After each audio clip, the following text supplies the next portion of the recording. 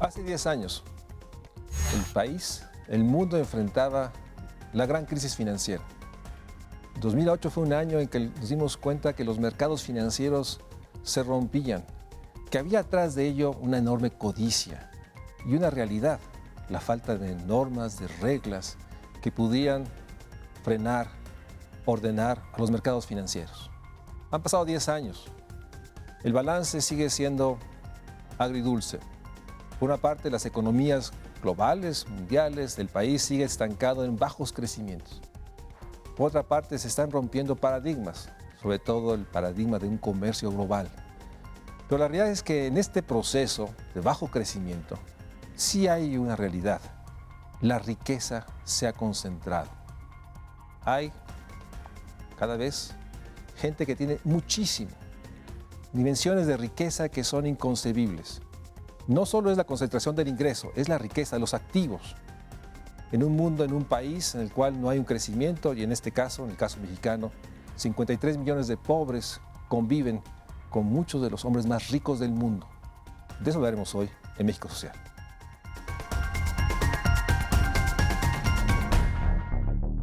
En México, existe una incapacidad para activar y hacer crecer la economía de manera sostenible e igualitaria. Lo que se ha logrado generar en las últimas décadas está concentrado en pocas familias privilegiadas, de manera que la pobreza a nivel nacional sigue aumentando y la desigualdad ha llegado a niveles exacerbados. De acuerdo con Oxfam Internacional, en su documento Premiar el trabajo, no la riqueza, advierte que, a nivel global, en el año 2017 creció el número de 1.000 millonarios, cuyas riquezas se situaron en casi 800.000 millones de dólares, cantidad suficiente para terminar con la pobreza extrema alrededor del mundo hasta 7 veces. La crisis de desigualdad se está agravando, pues existe un 1% de la población mundial que concentra el 82% de la riqueza global. Sin duda, el modelo económico vigente ha acrecentado la brecha entre ricos y pobres. En México, vive el hombre más rico de América Latina y también viven 50 millones de personas en pobreza. Según el documento México Justo, propuestas de políticas públicas para combatir la desigualdad, en México, las 10 personas más ricas del país poseen la misma cantidad de riqueza que reúnen 24 millones de mexicanos de bajos recursos.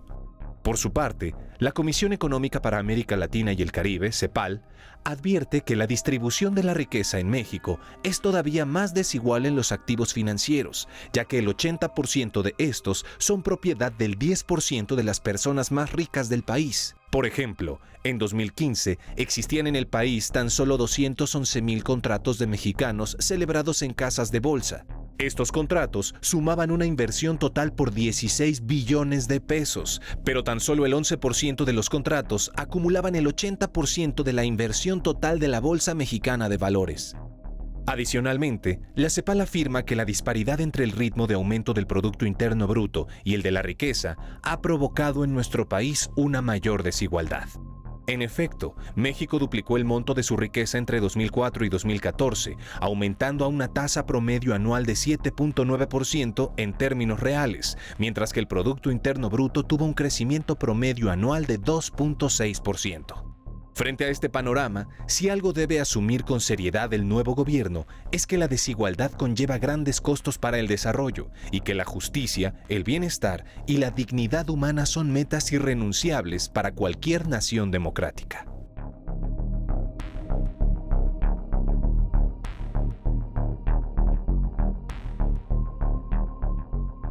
Buenas noches, muchas gracias por estar en otro programa de México Social. Y como decía en la entrada del programa, son 10 años en que el mundo, en 2008, se sorprendió y vio y vive la ruptura del sistema financiero. Hace 10 años, emblemáticamente, Lehman Brothers abrió una discusión en términos de hasta dónde la no regulación de los capitales financieros, el retraimiento de las estructuras normal que controlan estos flujos, eran parte de la explicación por qué había habido esa especulación, ese mundo de la codicia que había llevado a esta crisis. Bueno, han pasado 10 años y por eso me da mucho gusto tenerte nuevamente en el programa, ahora desde la CEPAL. Miguel, muchas gracias por estar.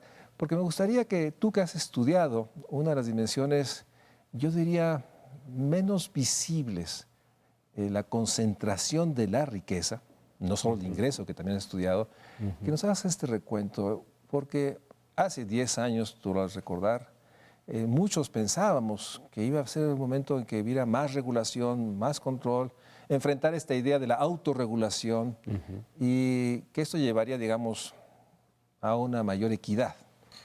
Pero no quiero adelantar conclusiones. O sea, ¿qué ha pasado esta década? Si pudiera hacer grandes trazos lo que ha pasado en términos de concentración en esta década, ¿cómo nos podrías dejar esta noción de 10 años de Lehman Brothers en términos de la concentración que se ha dado no solo en México, en el mundo? ¿Cuál sería tu apreciación así en grandes trazos?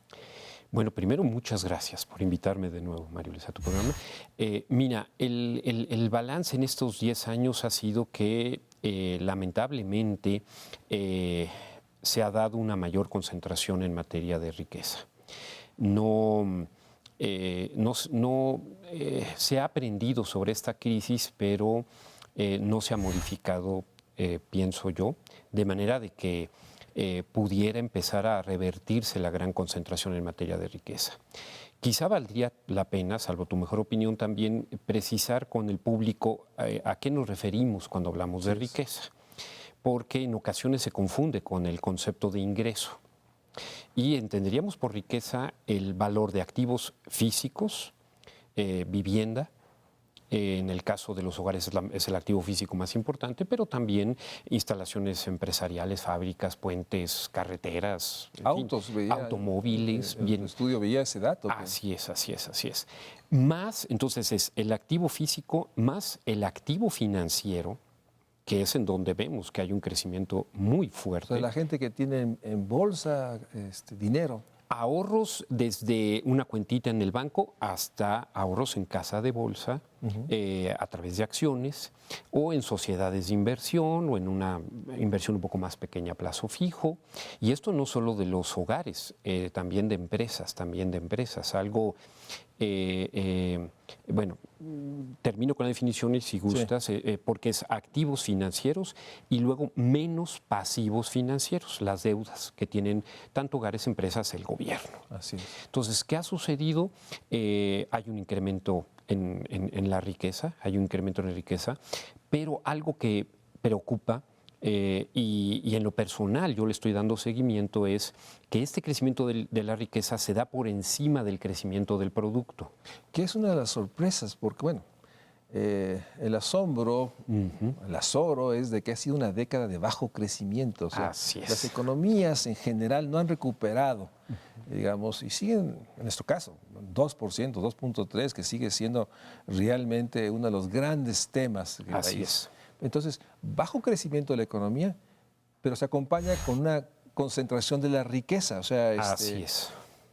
Eso es un asunto de las paradojas de esta década. Mira, así es. Y no solo más concentración de riqueza, sino crecimiento en la riqueza. Aquí hay algo que, si me permites, explico y espero ser lo más claro posible, ¿no? En efecto, el PIB crece poco, 2%, 2.4%. Si lo vemos por persona, si quitamos el componente, todavía se reduce un poco más. Pero la riqueza antes de la crisis de 2003 a 2008 se incrementaba casi al 10% anual, 9 punto y fracción. Que ya era extraordinario. Porque estamos hablando de un crecimiento promedio anual, después quitando la inflación en términos reales, como la denomina.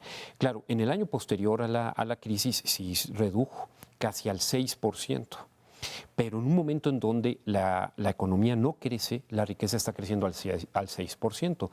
Y algunos se preguntarán, oigan, ¿por qué si el ingreso crece a un ritmo, la riqueza crece a un ritmo mayor? Porque el ingreso que reciben las familias y las empresas, bueno, una parte, en el caso de las familias, la mayor parte la gastan, la consumen. Y otra se ahorra. Y un cachito más pues puede ir a comprar lo que se conoce como activo fijo, un auto, Entonces uno dice, bueno, si una parte de mi ingreso lo estoy dedicando a comprar riqueza, ¿cómo es que la riqueza crece más alto que el producto? Bueno, ahí está el punto. El punto es que el problema es que los activos físicos se están revalorizando, está creciendo su valor. Los activos financieros la bolsa mexicana, el valor tal cual de las acciones ha crecido a un ritmo de 13% promedio anual, por ejemplo, ¿no? Pero también algo muy importante, cuando hablamos de un crecimiento del PIB, estamos hablando de un crecimiento promedio. Hay ramas de la economía que crecen por encima de este crecimiento y otras que están por debajo. Las que están creciendo por encima, por ejemplo, comunicaciones inalámbricas, tiene un crecimiento promedio anual en términos reales del 20%. Banca, un crecimiento de nuevo por arriba del 10%. Construcción de carreteras, 8%. Y son ramas muy capitalizadas en donde gran parte de ese ingreso se va a capital y no tanto a ingreso. Entonces, en síntesis, y espero, porque sé que es un tema un poco complejo. Perdón. El síntesis es el que finalmente, digamos, de la riqueza que se genera, la mayor parte se la apropia el capital. Así es. ¿No? Y, digamos, y lo que se va a salario, digamos, a retribuciones, es mucho menor. Así es. Ahora, la pregunta es, ¿ese es un fenómeno global? ¿Es de América Latina? ¿Son nosotros? O sea, ¿cuál sería la figura global? ¿Esto está pasando en todas partes? O sea, ¿cuáles son los matices de esta concentración de riqueza? Claro. Mira, con variaciones, porque hay distintas tendencias en los diferentes países, pero sí es una tendencia mundial. Es una tendencia mundial y México no está exento de esta tendencia. Yo inclusive lo parafrasearía, la síntesis que tú hiciste, de la siguiente manera, que del ingreso que se genera, una mayor parte se va a capital que a trabajo. Así es. Un cálculo que viene en el libro de Piketty y que yo he hecho para México, de cuánto crece la ganancia de la empresa, el excedente bruto de la explotación respecto al capital invertido. Tenía crecimientos en las empresas, no en toda la economía, en la empresa, cercanos al 40%. Anual. Después de la crisis bajó y está en cerca de 13%. Sí hay un impacto, pero un crecimiento que tiene el capital en su ingreso del 13% versus un crecimiento en salarios de 3%, 4%, si nos vamos a medio.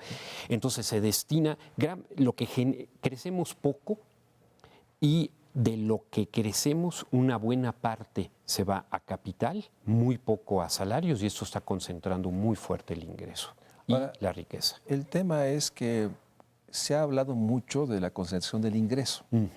Incluso hay décadas, hay textos, digamos, que han trabajado del tema.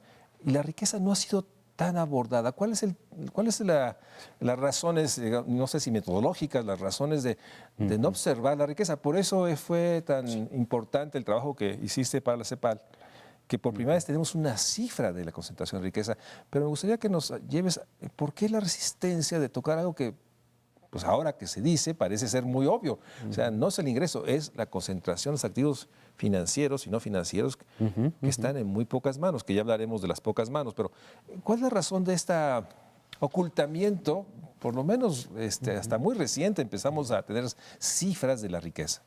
Mira, yo daría una hipótesis. Yo pienso que se debe a que por muchos años se pensó que el tema de la desigualdad en riqueza o en ingreso no era importante o no era tan importante. El tema de pobreza, por hablar en el caso mexicano, era el tema social, económico. Pues. Es más, hasta se comentaba que el problema no era la desigualdad, que hasta estaba reduciéndose, en el programa pasado lo comentamos bastante, que el problema de la atención a la pobreza. Bueno, por supuesto, tenemos un reto en materia de pobreza importantísimo, pero hablando de desigualdad, pues se pensaba que era algo que, bueno, producto de la creatividad, de la aportación, de lo que cada quien suma a la economía. Y bueno, por supuesto, no se trata de que termine todo el mundo ganando exactamente lo mismo, sería absurdo. Hay diferentes contribuciones que hacen sectores institucionales y personas, pero los niveles que hemos alcanzado de desigualdad en materia de riqueza y de ingreso está muy por encima de este aporte que cada quien hace. Pero bueno, contestando tu pregunta, yo creo que esa es la principal razón, que se pensó que no era importante. Y últimamente, ¿qué sucede? Que organismos internacionales, Fondo Monetario Internacional, OCDE, a sus funcionarios en la participación que han tenido en los foros, han dicho, oigan, no, sí es importante. Y además, bueno, la CEPAL que siempre ha dicho que es importante. Ha sido la voz desde hace muchos años. La CEPAL trae como el tema central el de la desigualdad y de la importancia de la desigualdad por el impacto que tiene en crecimiento, por el impacto que tiene hasta en la... Deja ponerlo en la distribución del poder, porque la concentración de riqueza implica poder. Déjame ir un corte y regresamos, porque una de las preguntas es que seguramente en distintos foros te han hecho es: ¿y cómo logras averiguar qué tantos activos hay? No, digo, no exactamente está, no es fácil, digo, la gente oculta o está, digamos, velado en distintas maneras. No sé qué tan difícil es tener esta dimensión y hasta dónde estas cifras que nos muestras, ya nos hablarás de esto, son cifras de cierta, que dan idea de la magnitud, pero seguramente es mucho más, porque está en el ocultamiento. Déjame dar una razón muy simple. Pues simplemente para no pagar impuestos de esta riqueza. Vamos a un corte y regresamos a uno de los temas, yo digo, centrales del siglo XXI, la concentración de la riqueza, que como han dicho varios, implica también concentración de poder para poder incidir y construir políticas públicas, pues que generen espacios, digamos, que propicien, que promuevan, que mantengan y que acrecienten esta concentración. Vamos a un corte.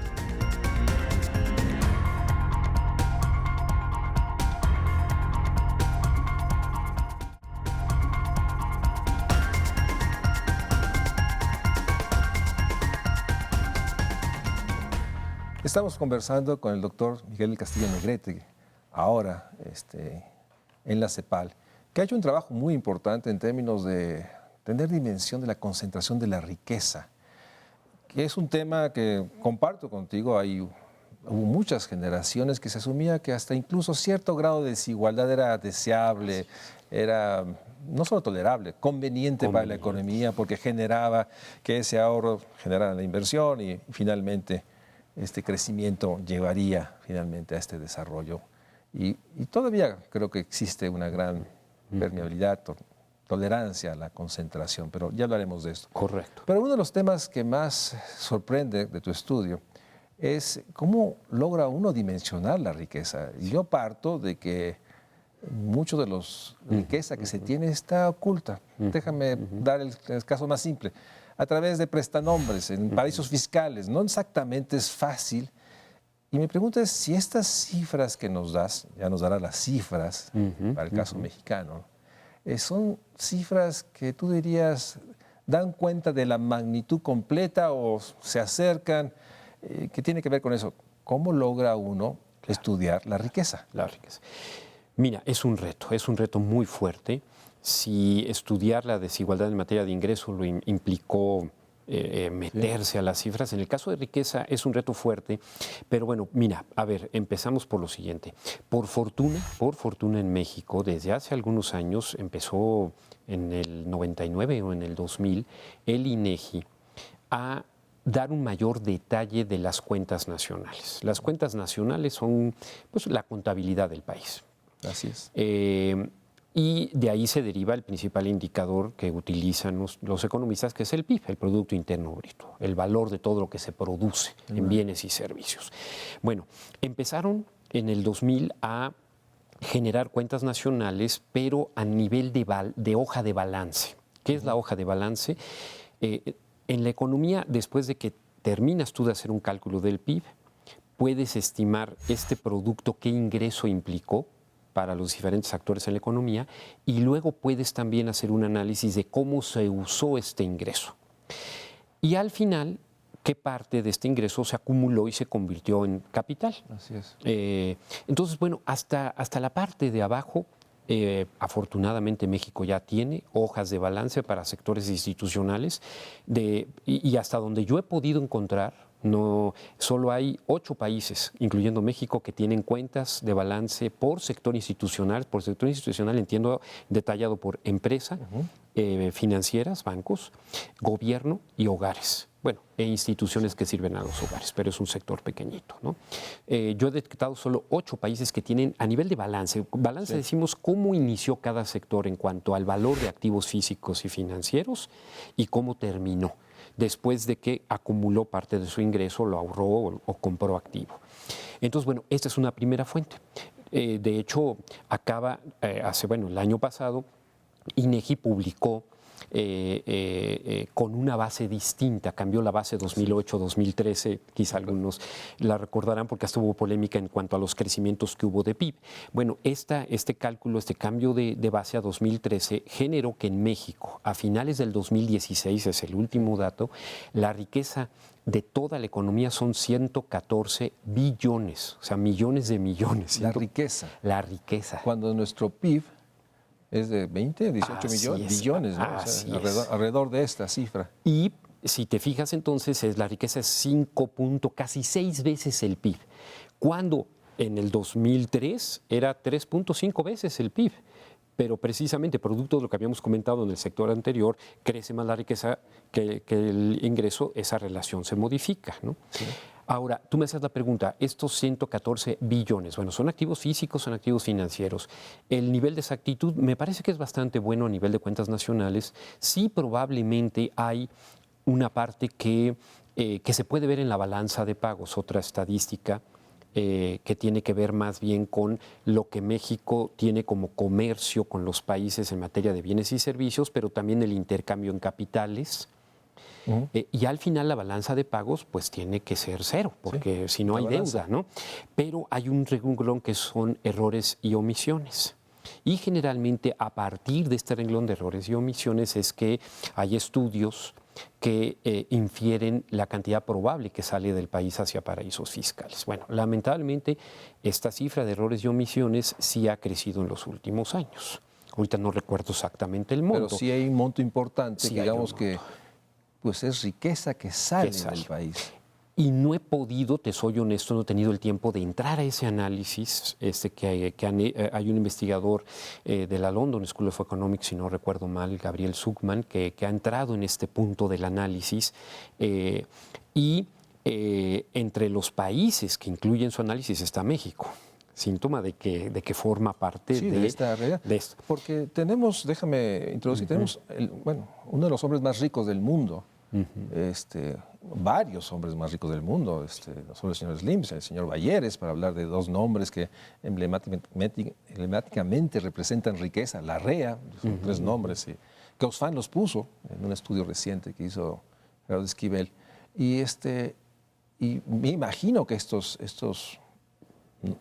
empresas de estos hombres o estos hombres, pues tienen una serie de riqueza no solo en el país. Así es. Tienen activos en el extranjero, en bolsas, no sé si tengan casas, una serie de activos ahí en distintas partes del mundo. Y eso está, digamos, contabilizando la riqueza de digamos, estos 118 billones, o eso es además de... Sería además. Estos 114 es riqueza de la economía interna, más riqueza que tiene el resto del mundo invertida en México. Son como 4.7 billones de estos 114 y principalmente en bolsa financiera. Principalmente en bolsa, pero no está incluido este aspecto. Ahora, pero espero no desviarme, es interesante esto que tú comentas porque hay otro concepto además de Producto Interno Bruto de PIB que te permite visualizar esto y es lo que se conoce como ingreso nacional. En el ingreso nacional tú tomas lo que el país produjo en un momento, pero restas aquello que salió porque es ganancia de empresa extranjera. Incluyes lo que las empresas de los mexicanos obtuvieron en el extranjero. Sí. Y entonces obtienes lo que es el ingreso nacional. En el caso de México, el ingreso nacional es menor al PIB. Estamos perdiendo. Así es. O sea, ahí es más lo que obtiene el resto del mundo como ganancia de capital de lo que nuestros empresarios obtienen en el mundo. Y esto, por ejemplo, si lo ves a nivel de países, en el caso de Estados Unidos, Japón, Alemania, es mucho mayor su ingreso nacional a su Producto Interno Bruto. Déjame tratar de ejemplificarlo. Es estas ganancias extraordinarias de la banca española, para hablar, que tienen unos grandes negocios financieros en nuestro país, o sea, tienen grandes utilidades. Y esa es parte de la explicación, digamos, como ejemplo. Así es. ¿Estarías de acuerdo? Y mira, y el punto, y hay que dejarlo muy en claro, no, yo, porque a veces en conferencias me han hecho la pregunta, ¿no? No está mal que el país tenga un crecimiento en riqueza, porque también más riqueza, bueno, significa tener, en el caso de la banca, activos, bueno, activos para que empresarios mexicanos puedan invertir. Significa también más puentes, más carreteras, más hogares. El problema...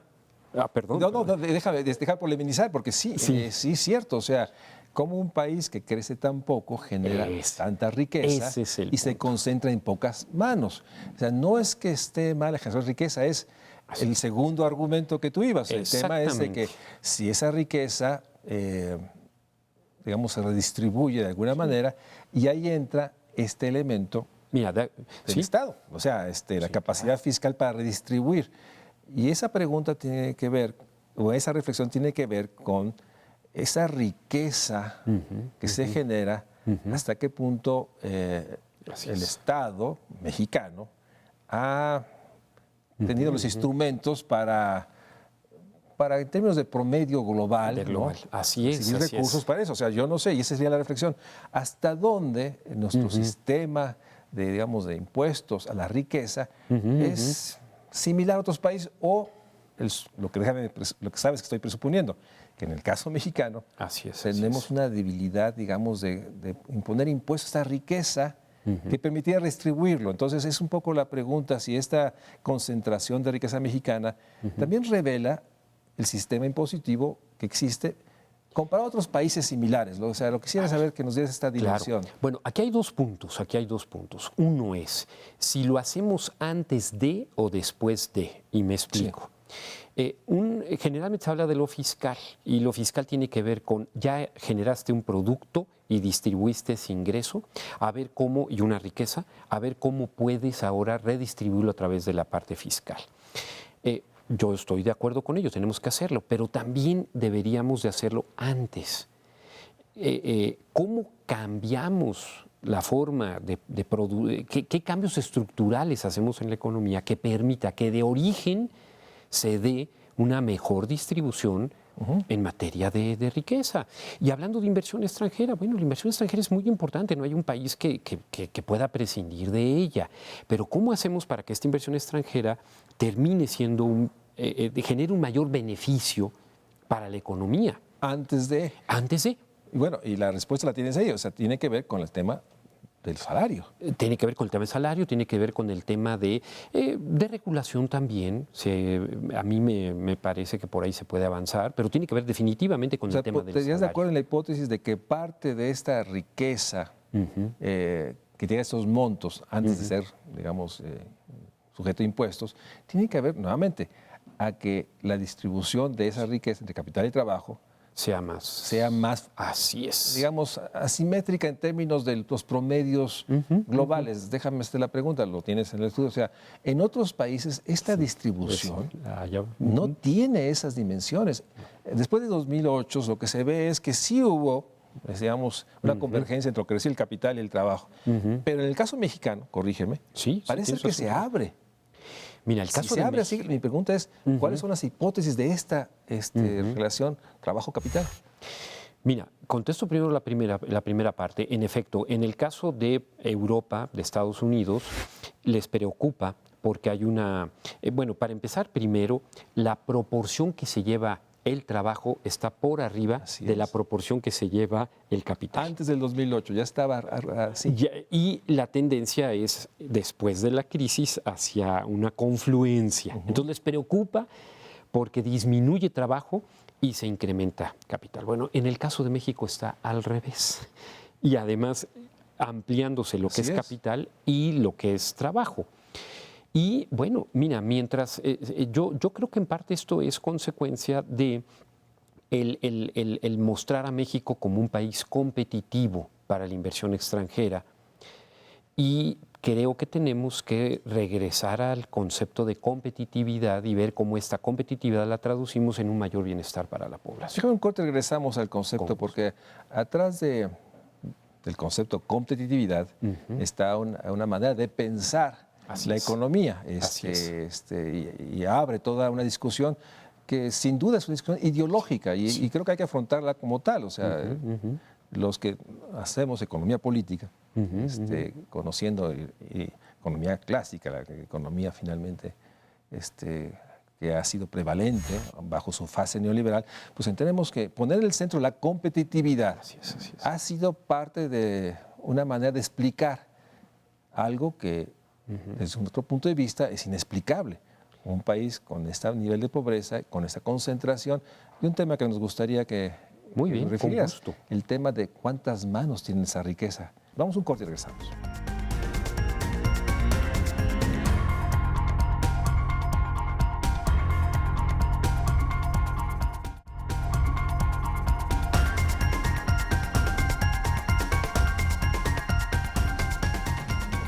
Miguel, lo decíamos en el corte y antes del corte, hay conceptos que hay que, yo diría, batallar contra ellos, o sea, hacerlos visibles. El concepto de competitividad, como un concepto que se ha argumentado que el país debe ser competitivo para evitar la especulación y el movimiento de capitales. Y bueno, atrás de este concepto está una visión, una idea de la economía. O sea, muchos hemos sostenido que la competitividad del país se ha sostenido a través de una gran, digamos, explotación del trabajo, desde bajos salarios que no son competitivos, ¿no? Que han logrado, sí, sin duda, inversión extranjera directa, etcétera. Y es un concepto entonces que transporta una visión de mundo en la cual esa competitividad logra los equilibrios macros, y esos equilibrios macros son condición necesaria, algunos dirían suficiente para el desarrollo. Discusión que hemos tenido muchas veces y que sabemos que no, al contrario. Entonces, en ese sentido, poner en el centro la competitividad como la justificación de la construcción de riqueza, pues habla toda la discusión de economía política, ¿no? O sea, entonces, me gustaría tu reflexión sobre el concepto y lo que oculta el ponerlo en el centro. Mira, yo inclusive haría una recomendación al público que esté interesado. Me baso en esta idea que voy a dar de competitividad en un artículo de Paul Krugman, quien fuera hace años premio Nobel de la Economía, que se llama La competitividad, un concepto peligroso. Estoy haciendo la traducción, Así está es. en inglés, ¿no? Pensamos que los países son los que deben ser competitivos y yo creo que no. Yo creo que deben de ser las empresas competitivas, no los países. Y si pensáramos en cómo la empresa en México puede ser competitiva, generaríamos un producto con mayor valor agregado.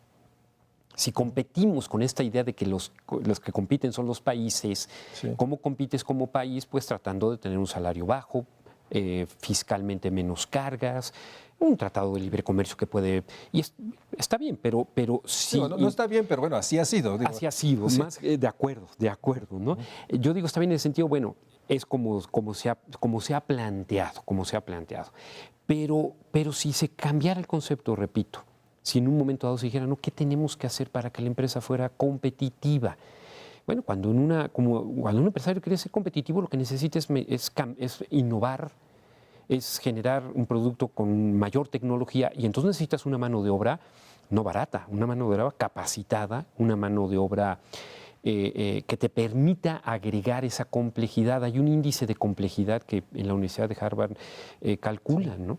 Y México en algunas ramas, en algunos, empieza a tener una complejidad, pero seguimos con un bajo nivel de complejidad, y eso implica entonces que estudiantes que están preparados, porque a veces achacamos toda la educación, y es cierto, tenemos que mejorar en materia educativa, definitivamente, pero también se da la otra faceta, estudiantes muy preparados que no tienen la oportunidad porque no hay ese enfoque de generar una empresa competitiva.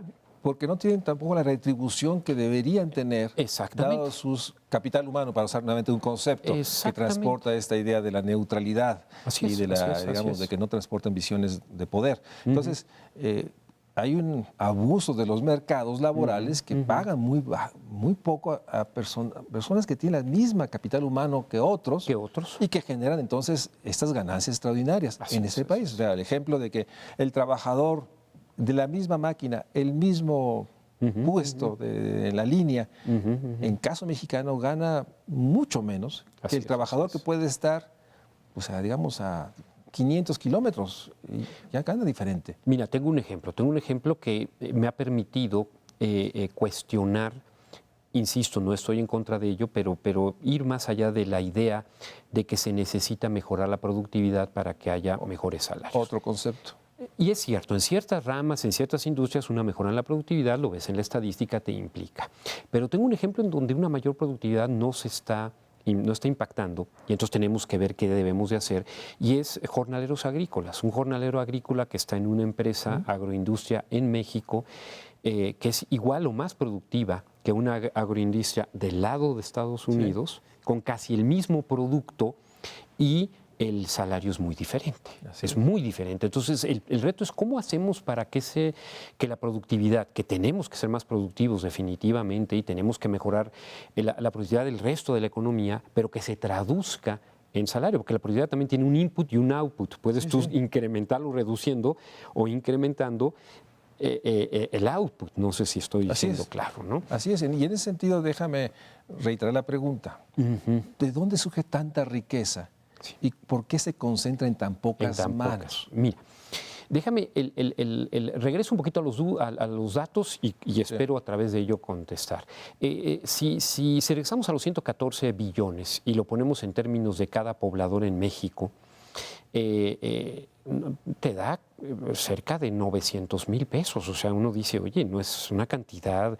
Es más, esos 114 billones, si vemos qué parte tienen los hogares, porque está distribuido, hablamos de 55 billones y lo dividimos entre el número de hogares, cada hogar tendría 1.7 millones en bienes físicos y en riqueza invertida en el banco en promedio, lo cual estaría muy bueno si estuviera bien distribuido. Ahora, ¿cuál es el problema? El problema está, dado el diseño que tenemos y por lo que hemos platicado, aquellos hogares que dependen única y exclusivamente o fundamentalmente del trabajo, tienen muy poca posibilidad de ahorrar.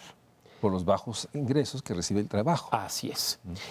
En cambio, aquellos hogares que tienen activos físicos, una casa para rentar, o activos financieros, una sociedad de inversión o acciones, tienen un mayor incremento en su ingreso y también en su riqueza. Entonces, este modelo, esta idea de que la riqueza crece más que el producto, lo que provoca es que los hogares que dependen del ingreso ven mermado su patrimonio en términos proporcionales, y los que tienen activos físicos y financieros lo ven incrementado, hasta un punto en donde pueden casi vivir prácticamente de estos activos. Y de nuevo, ¿por qué entonces este crecimiento de los activos? Bueno, por el concepto que se ha llamado en el mundo de financiarización, algunos le llaman especulación, pero es el punto de cómo se genera riqueza sin pasar por el proceso productivo. Uno entiende, y yo hace mucho tiempo de joven trabajé en un banco, bueno, que el banco tiene una labor de intermediación financiera que en principio, si se hace de manera correcta, pues es muy benéfica. Captas un ahorro de personas que tienen ese sobrante, para ti es un pasivo como banco, y lo inviertes en la economía. Bueno, ¿qué pasa? Que ahora en las empresas, en los bancos, se genera mucho dinero, no necesariamente pasando por el proceso productivo. Es más, yo para decirlo así de manera más anecdótica, se ve el fenómeno de cómo en nuestras empresas, y también en los bancos, por cierto, pero en las empresas, ahora el que es el director general no viene del área de operación, sino del área financiera. En términos, como dicen el CFO, que es, ¿no?, se convierte en el CEO. ¿Por qué?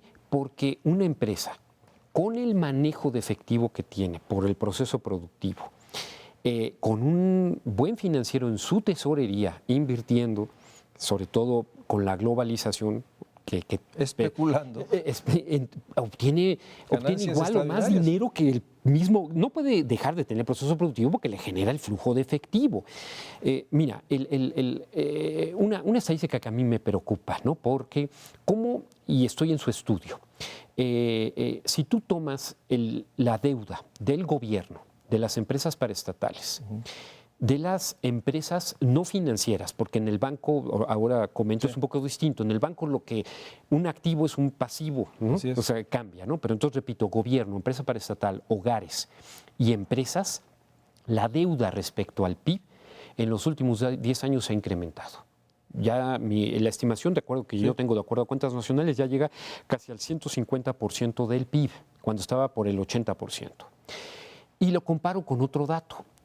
Lo que se conoce como formación bruta de capital fijo, que suena muy elegante, que es pues en qué medida estás construyendo naves industriales, centros comerciales, carreteras, y las familias en qué medida están renovando su casa o construyendo una casa. Bueno, la formación bruta como porcentaje del PIB permanece en el mismo nivel. Sí, esto te habla de que esta riqueza viene de una especulación financiera inaudita que se ha incrementado en estos 10 años y que por otra parte pone, deja ver la otra cara, pone en tensión la capacidad después de impuestos, ¿sí? Estoy de acuerdo que ojalá fuera antes, sí, claro, si estuviera esa, en lo cual nuestro país sigue siendo un país que recauda poco y distribuye mal y que está atrapado en esta noción de la corrupción, que cómo vamos a pagar impuestos porque sabemos que se va a enriquecer los que son, digamos, portadores de la voluntad popular y están en el gobierno, y eso ha sido enormemente corrosivo, tanto así que el presidente electo lo ha puesto en el centro de que primero hay que enfrentar digamos, la corrupción y hacer un gobierno austero porque hay un enorme dispendio de recursos, pero eso ha ocultado que aún así somos una nación que recauda poco y distribuye, y con estos 5.4 billones de presupuesto de este año, no alcanza a hacer todas las tareas. Entonces está en este proceso. Entonces la pregunta, déjame entrar, porque es, a ver, ¿cuántas manos tienen tanta riqueza en el caso mexicano? Digo, hay distintas aproximaciones, pero nuevamente, comparado con otros países, el número de millonarios que tienen, no sé cuál es la cifra, que tienen más de 1 millón de millones o más de 1 millón de dólares.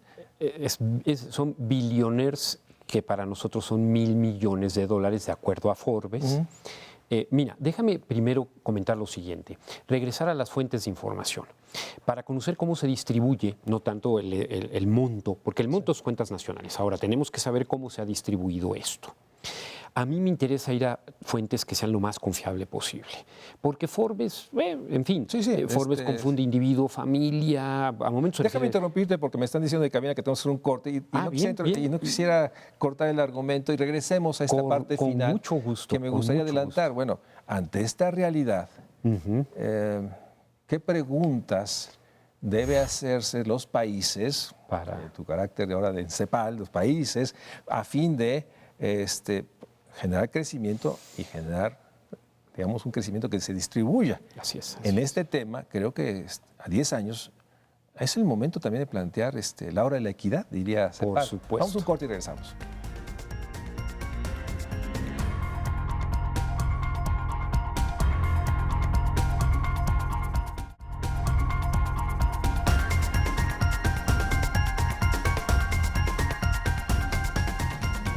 Miguel, nuevamente el programa se nos va en este diálogo que hemos tenido muchas veces, pero ahora en televisión. Entonces, vamos al punto de las fuentes, me estás diciendo. Sí, mira, para saber entonces cómo está la distribución, lo que necesitamos son encuestas. Aquí, lamentablemente, México no tiene una del 2002, muy viejita, y no hecha por el INEGI, fue entre 2 universidades mexicanas con el apoyo de una universidad norteamericana. En España, en Chile, en Uruguay, empiezan a tener encuestas financieras de los hogares, y creo que es importantísimo que en cuanto antes el INEGI, en alguna de las encuestas que ya tiene una encuesta de hogares que bien podría incluir un módulo de activos físicos y financieros. Digamos, ser una recomendación a futuro, la urgencia de tener esa información. Y ya lo empiezan a tener muchos países latinoamericanos o iberoamericanos, con el caso de España. Ahora, yendo a la información de esta encuesta del 2002, que luego se repitió como PAN en el 2005 y 2011. Pero además, con fuentes indirectas, ¿cuántos contratos hay para gestionar recursos en bolsa? La encuesta de inclusión financiera, que no te dice cuánta gente tiene, o sea, cuál es el monto que tienen, pero sabes, bueno, me ha permitido hacer una estimación. Y la estimación es que sí está, lamentablemente, muy concentrada la riqueza en unas cuantas familias. ¿Como tienes una dimensión? Mira, empezaría yo para ir poco a poco. Por ejemplo, el 50% de las familias más pobres tiene el 4% de riqueza neta. Estamos hablando de activo físico más activo financiero menos deuda. Nos hablamos de 53 millones de personas y alrededor de 15 millones de hogares. o sea, poco más Así de es, 6 millones de hogares. 4% y fundamentalmente es la vivienda, principalmente es vivienda principal. Sí, sí, ¿no? lo que poseen es estas viviendas de blocks que vemos ahí con Exactamente, pequeños que requiere espacios, que etcétera. tengan otras características. Así es. Ahora, el 10% de la población más rica, según mi estimación, tiene el 68% de la riqueza. Estamos hablando de 12 millones de mexicanos. Digamos, si tenemos una idea de que son 123 millones, si hablamos del 10%, 12 millones de mexicanos concentran Sí. 68%. O sea, estamos hablando de realmente de un número muy pequeño. Mira, a mí me gusta ponerlo en términos de familia, porque cuando hablas de personas, pues sí, pero estamos de acuerdo, son cerca de 3 millones de familias, pero podemos irnos más abajo, al 1%, ¿no? El 1% entonces tiene concentraciones cercanas al 34, 35%. Es más, en el caso de México, y hablando de riqueza, no debemos hablar del 1%, sino del 0.1%. Que estaríamos hablando de 25,000 familias que tienen probablemente el 20% de la riqueza neta, que además aquí lo junto con la riqueza en bolsa hay 200,000, poco menos, 200,000 contratos para gestionar acciones. Pero hay 20,000 aproximadamente contratos de 500 millones o más de pesos. Esa es, y déjame entrar rápidamente sin dejarlo para otro programa. Y por otra parte hay no solo una aceptación, hay hasta a veces cierta fascinación. Yo con estas revistas de los domingos en que salen familias, algunas de esas 25,000, no todas, mostrando su riqueza, su manera de comportamiento, exhibiendo cosas, hay una fascinación de esto.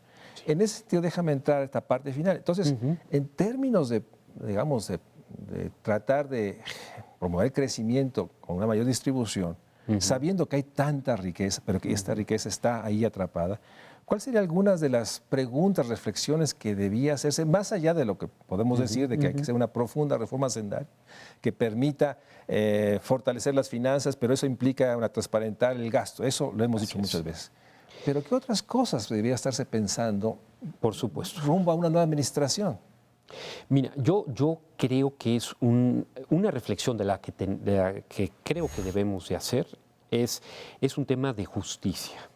Es un tema tenemos, o sea, está dentro de la filosofía moral, el tema de justicia, y no hemos tenido esa discusión en México. Repito, no se trata de repartir a todo el mundo y que todo el mundo gane lo mismo, sería desde otro punto de vista también sumamente injusto. Así. Pero el tema de justicia social te lleva a hacer la pregunta de, ¿estamos repartiendo de manera adecuada a partir de la contribución y de la necesidad que cada una de las familias y de los actores económicos tienen en México? Y mi respuesta me parece es que no. Y esto que está provocando lo que tú estás comentando, el que no nos veamos como iguales, que haya admiración por un lado y discriminación por el otro.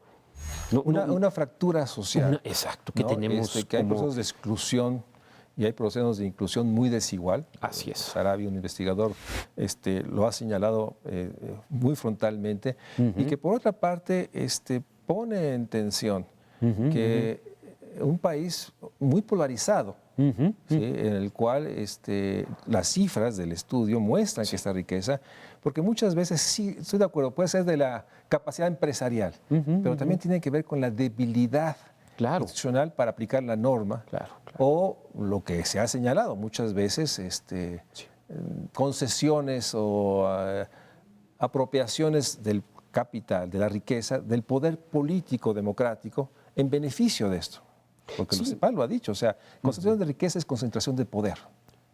Y en pocas manos hay mucho poder que ha tenido estos beneficios. Entonces, por eso, sin duda, esas preocupaciones de economía política. Por supuesto, sí, la desigualdad nos preocupa por todo el impacto que tiene, tú lo has comentado mejor que un servidor, en esta parte de cierre, social, político, y al final el tema económico. la mejor manera que creo que puede tener México para romper este no crecimiento, este estancamiento secular, es pensar en cómo resolver el problema de desigualdad. Ahí está la solución para el tema del crecimiento, que es indispensable.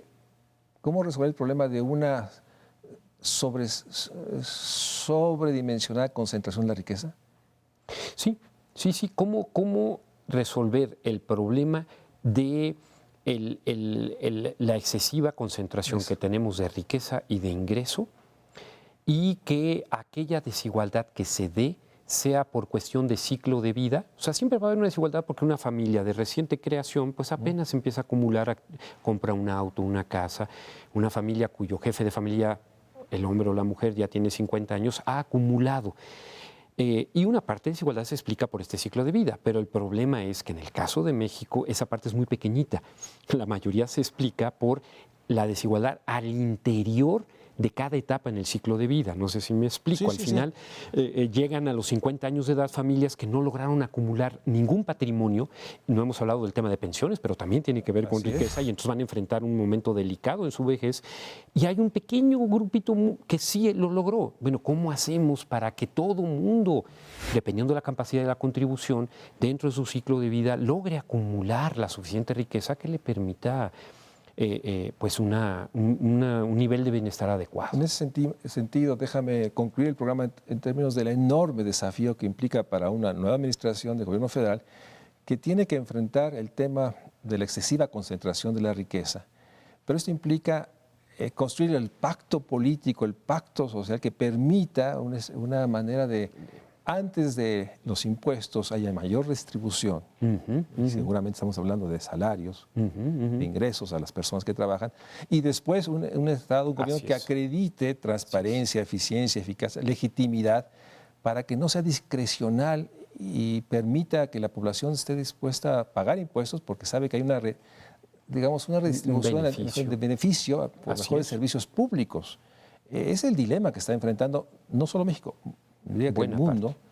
Y a 10 años de Lehman Brothers, creo que la pregunta sigue siendo pertinente. O sea, cómo crecer y distribuir y cómo enfrentar esta realidad de las paradojas, ¿no? Después de la gran crisis de hace 10 años, se incrementó la concentración de la riqueza, no solo el ingreso. Así es. Miguel de Castillo Negrete, siempre es un privilegio tenerte, un gusto. Nuevamente, felicidades por tus trabajos. Muchas gracias por la invitación. Es un placer siempre estar aquí. Pronto tener otro estudio de investigación tuya. Ya lo estoy actualizando.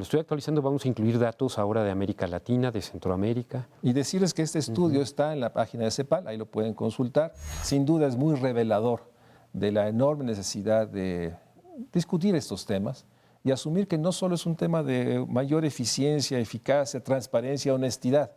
Tenemos que ir a las raíces estructurales que generan esta gran concentración en un país de una gran desigualdad, pobreza, marginación, exclusión, vulnerabilidad. De otra manera no podremos construir el México social que tanto urge al país. Buenas noches, muchas gracias. Muy buenas noches, gracias.